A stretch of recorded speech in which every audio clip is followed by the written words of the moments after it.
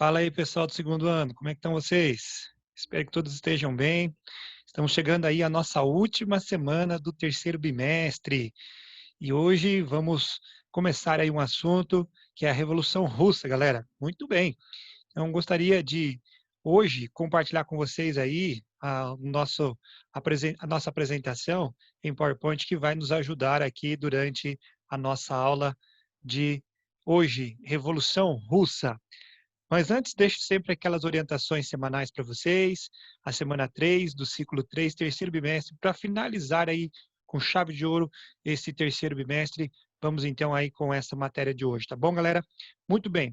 Então, orientações são as seguintes: assistir a videoaula, é importante gastar esse tempinho para assistir a videoaula aí, bom, vai facilitar com certeza no seu aprendizado assistir essa pequena videoaula.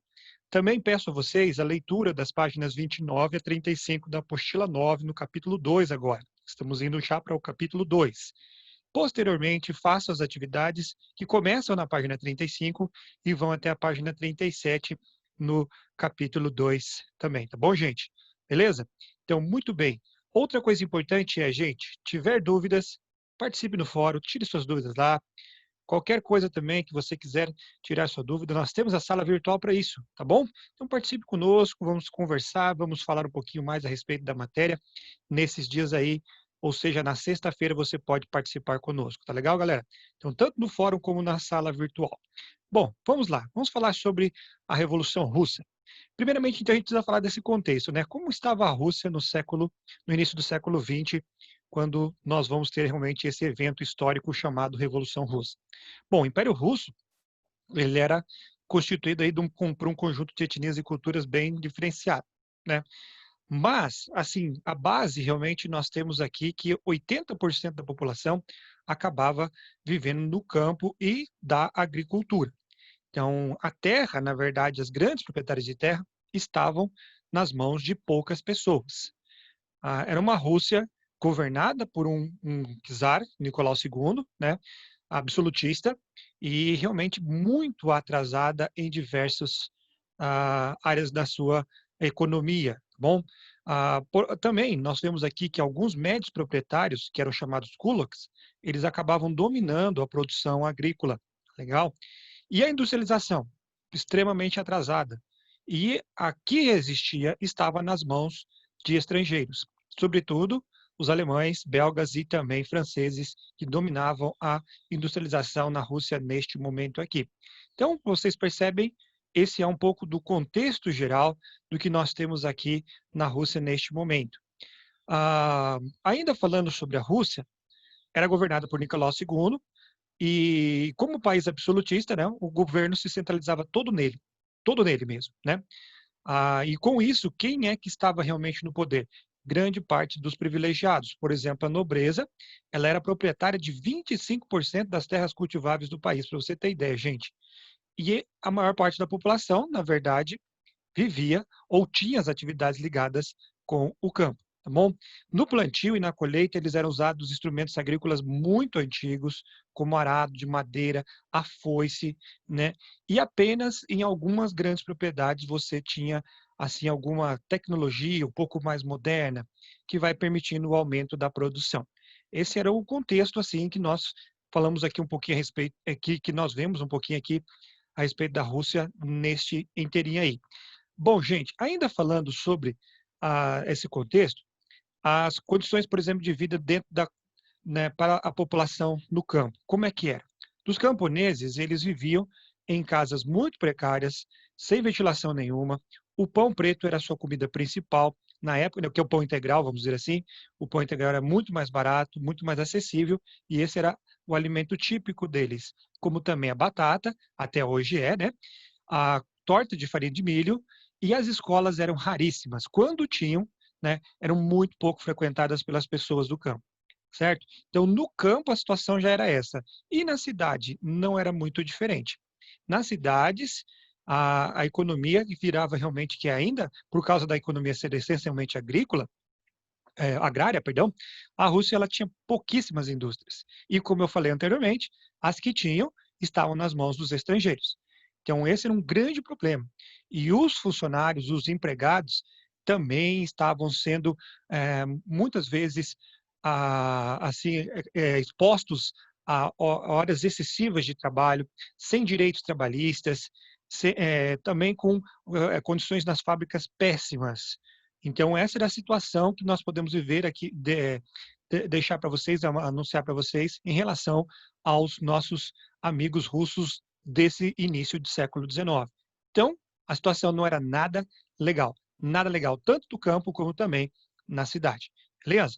Então, é nesse liderinho que nós começamos a ver aqui a formação de alguns partidos de oposição ao regime do czar Nicolau II. Entre esses grupos, eu vou elencar alguns que o nossa apostila menciona para vocês, estão aí. Primeiro deles, nós temos os Narodniks, esses aí que são, vocês percebem aí em cima. Esses são quem? São jovens, intelectualizados, especialmente pertencentes à classe média urbana, e eles acreditavam no seguinte, que a Rússia podia partir diretamente de uma sociedade feudal, basicamente feudal, para o socialismo na prática, né? A base social que eles acreditavam para a revolução seriam os camponeses. Então, esse grupo de intelectualizados da classe média acreditava, sim, que os camponeses poderiam ser a base social para isso. Porém, eles foram para o campo, né? Que é significado justamente da palavra narodniks, é o nacionalismo, é um nacionalismo. Mas diferente do nosso nacionalismo, que nós temos na nossa língua portuguesa, o russo, o significado seria ir para o povo. Então, por isso o nome, né, Narodniks. Eles, então, foram ao povo, com a fim de levar essa mensagem aí, né, socialista aos camponeses e torná-los revolucionários. Só que o movimento vai fracassar porque a distância entre os desejos da classe média e dos camponeses era muito grande. Então, por isso, não deu certo. Outro grupo é o grupo chamado Vontade do Povo. Em russo, Narodnaya, tá certo? Virando russo aí, falar bonito. Narodnaya Volia é o nome desse grupo aí chamado Vontade do Povo, que era um grupo de terroristas que acreditavam que o terrorismo deveria ser um instrumento de luta contra o czarismo, certo? Esse movimento ganhou alguns membros, e alguns acreditam que foram responsáveis pelo assassinato do czar Alexandre II e também tentaram matar o czar Alexandre III, tá certo? Alguns integrantes desses terroristas, desse grupo terroristas, foram presos e condenados à morte. Então não tiveram uma vida longa também. Um outro grupo era o grupo chamado Cadete. O grupo chamado Cadete, que eram membros da classe dominante que estavam insatisfeitos com o regime do czar, né? Especialmente contra esse autoritarismo muito grande do czar Nicolau II. Tá legal? E qual que era a ideia deles? A proposta era instaurar na Rússia um regime liberal democrático seguindo o modelo parlamentarista inglês. Era essa a intenção do grupo aí chamado Cadete. Aí tínhamos também o Partido Social Revolucionário da Rússia, perdão, que tinha a ideia de uma adoção imediata do socialismo, privilegiando sempre os camponeses, como com a reforma, certo? Então a ideia deles era essa, né? Eles alcançaram grande popularidade nesse grupo aí durante o início do século XX. E o outro grupo, né, é o Partido Operário Social Democrata, que é o maior desses grupos, né? Esse é um partido, vai virar um partido depois, e vai desenvolver duas tendências principais. Essas duas tendências principais estão aí para vocês, certo? Os mencheviques e os bolcheviques. Os mencheviques, eles eram membros da acreditavam numa revolução liberal, perdão, burguesa, aos moldes da Revolução Francesa. Tinham como principal nome o Martov, né? Julius Martov. Ele acreditava que os russos deveriam seguir o exemplo dos sociais-democratas alemães e também da Revolução Francesa. Um partido que fosse mais aberto às massas e cujo militante não estaria obrigado a participar nas atividades partidárias, por exemplo, né? E do outro lado, tínhamos os bolcheviques. Os mencheviques acreditavam que a Rússia, para poder sair do atraso, deveria passar de uma Rússia agrária para uma Rússia capitalista e, posteriormente, se transformaria numa Rússia socialista. Aí, os bolcheviques tinham uma outra ideia. Esta era a Revolução Socialista Integral, com participação de operários e camponeses na base dessa revolução, liderado 100%, né, pelos revolucionários, né? E esse principal líder, com certeza, foi Lenin, tá certo? Então, esse eram os chamados bolcheviques, que tinham a ideia de passar da Rússia diretamente de uma Rússia agrária, feudal, para uma Rússia socialista. Legal? Então, esses dois grupos eram os grupos aí que tinham essa tendência. Então, dito isso, nós temos aqui todo o contexto para vocês. Agora vamos falar dos fatores que levaram realmente a esta revolução. Os fatores que levaram ao início da revolução estão aí elencados para vocês, são quatro, só quatro deles. A guerra russo-japonesa, primeiro fator. A segunda, as condições precárias de vida dos camponeses e também dos operários, tá bom?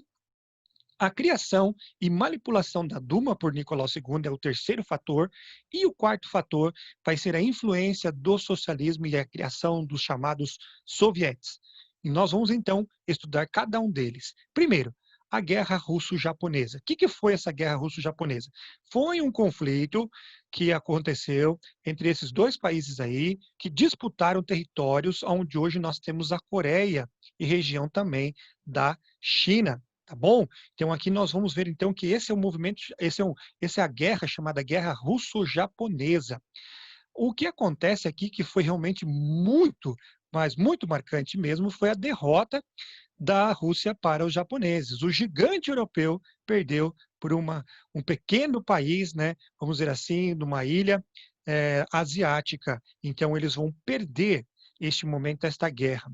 E isso vai levar a um grave problema dentro da Rússia.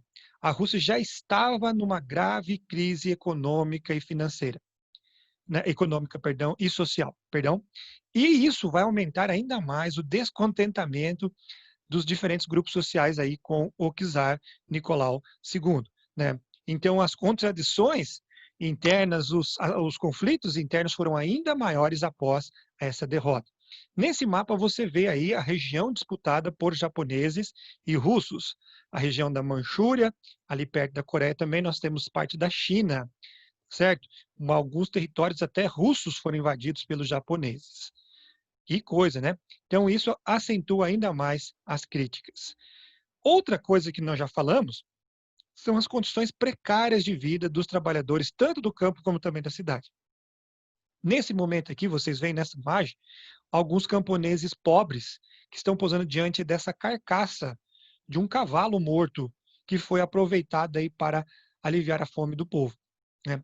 Isso expressa claramente, gente, a situação de abandono em que estavam submetidos esses camponeses e também boa parte da população russa. Nós já falamos que 80% vivendo no campo, em condições precaríssimas, né? Das cidades também. Então, essa foto ilustra claramente a situação deles. Existia uma minoria de burocratas, políticos, militares aí, até membros também do clero, que tinham confortos e privilégios, mas a maior parte da população estava em condição miserável e era explorada por esses grupos minoritários. Bom, então essa situação de vida precária, tanto do campo, dos trabalhadores do campo, como também os trabalhadores urbanos, foi um fator essencial para que houvesse a Revolução Russa. Junto a isso tudo, aí começam-se os primeiros movimentos, o que a nossa apostila chama de ensaio geral, a Revolução de 1905. O que foi essa Revolução de 1905? Então se junta as péssimas condições de vida dos trabalhadores e mais também a derrota na Guerra Russo-Japonesa, aí eles começam a questionar isso, começam a questionar o czar Nicolau II. Greves, movimentos reivindicando melhores condições de vida começam a surgir. Um deles é que ficou marcado como o Domingo Sangrento. Esse Domingo Sangrento foi talvez o pior desses movimentos, né, desses eventos. Esse incidente ele acontece no domingo de janeiro de 1905, mais especificamente no dia 22 de janeiro de 1905, 9 de janeiro de 1905, para eles lá, né, no nosso calendário é 22, perdão, né? Então, o que que acontece? Esses trabalhadores saem em número de aproximadamente 200.000 pessoas, saem de suas casas num frio rigorosíssimo da Rússia, eles saem às ruas de São Petersburgo pedindo por melhores condições de vida. Entre algumas coisas, eles pedem redução da jornada de trabalho para 8 horas, melhores condições de vida para a sociedade, né, uma economia mais estável. Tudo isso são o que eles estão requerendo. E eles queriam entregar essa carta ao Nicolau II, que era um documento onde eles reivindicavam essas melhores condições aí de vida e também de salários para toda a população.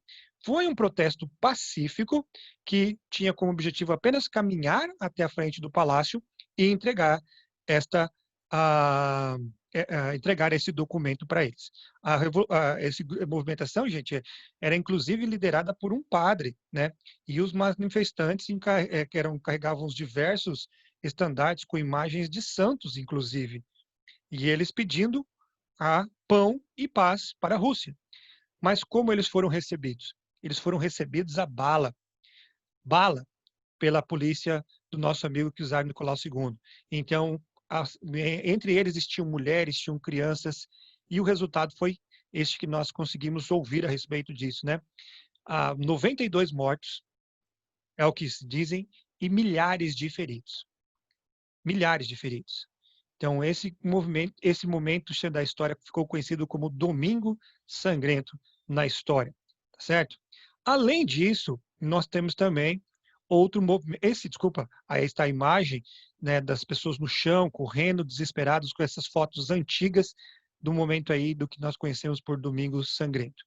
O outro momento aí é a revolta no encouraçado Potemkin. Os marinheiros da frota do Mar Negro, por sua vez, também vão se amotinar sob a liderança de colegas do encouraçado Potemkin contra as humilhantes condições de trabalho, gente. Eles recebiam carne podre para comer, eram castigados fisicamente constantemente, certo? Então, isso fez com que eles se revoltassem contra o governo, tomasse o encouraçado Potemkin e pedindo para que o governo czarista atendesse às suas exigências, certo? Então, juntando a tudo isso, gente, o que que o nosso amigo czar Nicolau II vai fazer? Ele vai, então, para tentar diminuir as tensões sociais, os problemas que já estavam acontecendo, ele vai criar a Duma. O que que é a Duma? É uma espécie de parlamento, é um parlamento, né? É, que isso, por que que ele fez isso? Para dar a falsa impressão de que agora a população iria participar. Porque no regime, né, absolutista não precisa da participação de ninguém. O rei manda em tudo, né? Eu acho que você já sabe um pouquinho a respeito disso. Mas o que acontece é que ele dá uma impressão de que algumas mudanças vão acontecer. Talvez até no nível do que aconteceria lá na Inglaterra, com maior participação do parlamento e tudo mais, ele dá esta impressão. Ele cede esta pressão aí dos populares e publica o Manifesto de Outubro, que vai prometer substituir aos poucos esse regime por uma forma de monarquia constitucional, certo? Aonde teria as atribuições principais dessa Duma, desse parlamento, seriam ampliadas, concedendo até amplos poderes para que eles pudessem elaborar uma nova Constituição, onde o voto fosse ampliado e também a participação dos políticos, dos partidos políticos seria legalizada. Esqueci de dizer para vocês que todos aqueles partidos que nós vimos lá, todos eram ilegais. Eles não podiam participar das ações naquele momento. Todos eram considerados ilegais dentro da Rússia. Tá bom? Então, agora, o que que ele faz? Ele cria a Duma. E aí todo mundo tem a pressão, opa, agora vai ter participação. Agora vai ter participação. Contudo, gente, assim que os movimentos aí revoltosos aí de 1905 deu uma baixada na poeira da coisa, o czar vai mostrar a sua verdadeira cara. O que que ele vai fazer? Ele suspende os trabalhos da Duma e os partidos políticos soviéticos agora têm as suas ações proibidas novamente. E o que eles fazem? Agora não. Agora eles começam a atuar pressionando ainda mais o regime czarista em franca decadência. Mas esse foi um grande fator, com certeza, para o movimento chamado Revolução Russa. E o quarto e último foi a influência socialista e criação dos sovietes. O que é isso? Em meio a todo esse ambiente aí de revoltas, manifestações, surgem as ideias de Karl Marx e Friedrich Engels ganham ainda mais força dentro da Rússia, né? E o que nós vemos ali, gente, que vão ser, com certeza, as bases da Revolução Russa. Em 1905 vão surgir os sovietes, que é basicamente um grupo, né, de trabalhadores que formavam um conselho. E eles tinham como função, objetivo, de representar os operários e soldados nos seus locais de trabalho. E eles, então, formavam o que chamavam até de uma espécie de parlamento do povo, inclusive. E esses sovietes vão ter um papel decisivo na Revolução de 1917, perdão. Legal, galera? Então, esse é o contexto em que tudo acontece. Em 1914, a Rússia entra na guerra. A guerra está ali a Primeira Guerra Mundial, e a partir da Primeira Guerra Mundial, nós vemos que a Rússia, já nós já estudamos isso, vai estar ao lado da Tríplice Entente, ao lado da Inglaterra e França, contra a Tríplice Aliança. E Nicolau II, ele acreditava no seguinte, né? Vamos desvirtuar a coisa aqui. Vamos lutar na guerra e vamos expandir, e assim que a gente expandir, então essa insatisfação popular vai acabar, certo? No entanto, foi um fiasco. A participação da Rússia na guerra foi pior ainda, gente. O descontentamento aumentou ainda mais porque a situação dos soldados russos durante a guerra eram péssimas. Em 2 anos e meio de guerra, gente, a Rússia já tinha perdido 4 milhões de pessoas. Eles foram o segundo grupo que mais perderam pessoas na Primeira Guerra Mundial, perdendo apenas para os alemães. O problema aumenta ainda mais quando, em 1915, o Nicolau II decide assumir pessoalmente o comando das tropas. E ele deixa nas mãos de sua esposa, a Alexandra, o governo, que era profundamente influenciada pelo monge místico Rasputin. O Rasputin ele tinha livre acesso no palácio, porque milagrosamente diziam isso, né? Ele acabou curando o filho deles, o Alexei, né? Que era hemofílico. E, então eles apelaram para esse monge analfabeto e usando tudo pela mística, né, para ajuda naquele momento. E segundo dizem, ele acabou curando Alexei. E o Alexei, agora curado, e a sua mãe e o seu pai agora passam a ser profundamente influenciados por ele, causando profunda revolta entre os membros do parlamento também, membros da nobreza que estavam ali. Ele tinha livre acesso. E aí, quando Nicolau vai para a guerra, agora ele será uma espécie de primeiro-ministro. E isso realmente revoltou tanto que tentaram matá-lo, né, por diversas vezes. Numa das vezes eles deram veneno para ele, mas parece que o monge, o Rasputin, era forte demais e ele resistiu até que realmente acabou morto quando eles colocaram ele dentro de um saco e arremessaram dentro das águas do rio Neva, bem na época do frio. Bom, então é assim somente que conseguem se livrar aí do Rasputin. A Rússia na guerra teve sem problemas, gente, né? Muitos soldados, táticas antiguíssimas, um comando totalmente ineficiente, pouca aparelhagem e abastecimento precário. Isso levou a derrotas constantes, não é? Com isso, o czar vai perdendo o controle sobre o país, a burocracia dispendiciosa e inoperante da Rússia não ajudava em nada, o misticismo causa maior descrédito ainda do czar, uma crise econômica se instaura, mais de 5 milhões de mortos, guerra, fome e doenças, e o czar vai ser deposto em fevereiro de 1917, que é o início da revolução aqui que nós trazemos para vocês. Nós vemos que essa escassez de alimentos, toda essa conjuntura, né, leva a que realmente a multidão percorresse a capital do império pedindo pão e o fim da guerra. A polícia e o exército até tentam, de certa forma, inicialmente ir contra, mas não conseguem, e agora eles estavam ao lado, da verdade, dos manifestantes e não reprimiram de maneira nenhuma o movimento. Isolado, o Nicolau II ele é meio que obrigado a abdicar do trono e o governo provisório vai ser estabelecido sobre a liderança de George Lvov, né?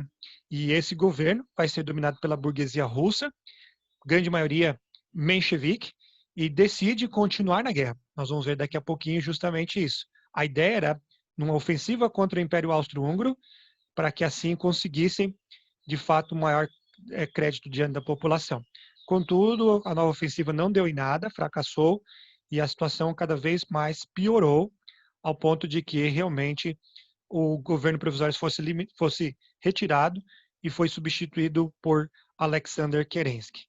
Nesse governo provisório, gente, criou-se esse governo de coalizão, como eu disse para vocês, onde tinha pessoas, elementos aí da Duma, do aquele antigo parlamento desfeito, mas era domínio dos mencheviques.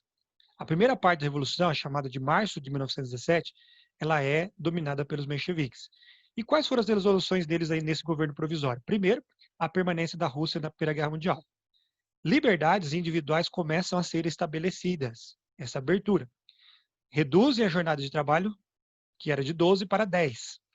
Liberdade de imprensa começa a dar, e a concessão também de anistia a alguns presos políticos, entre eles alguns líderes soviéticos, que eram Lenin e Trotsky, que passaram a reorganizar os bolcheviques, que depois vão retirar os mencheviques do poder. Mas isso é conteúdo para nossa próxima aula na semana que vem. Tá bom, gente? Espero que vocês tenham entendido e qualquer coisa me procure aí. Uma boa semana de estudo, galera.